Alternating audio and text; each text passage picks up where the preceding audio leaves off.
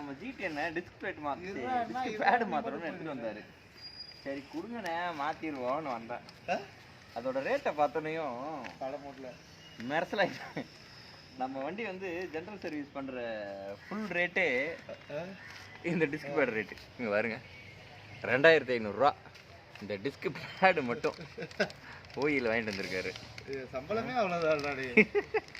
ஒரு வண்டி general service பண்ணாலே நார்மலாக வர்ற அமௌண்ட்டு இவர் இந்த பேடு தான் பழைய பேடு.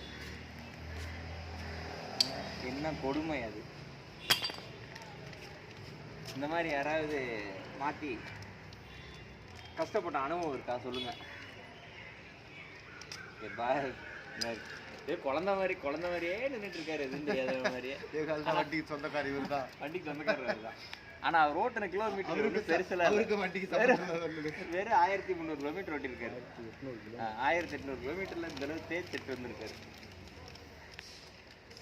ஓகேங்க, பை பாய்.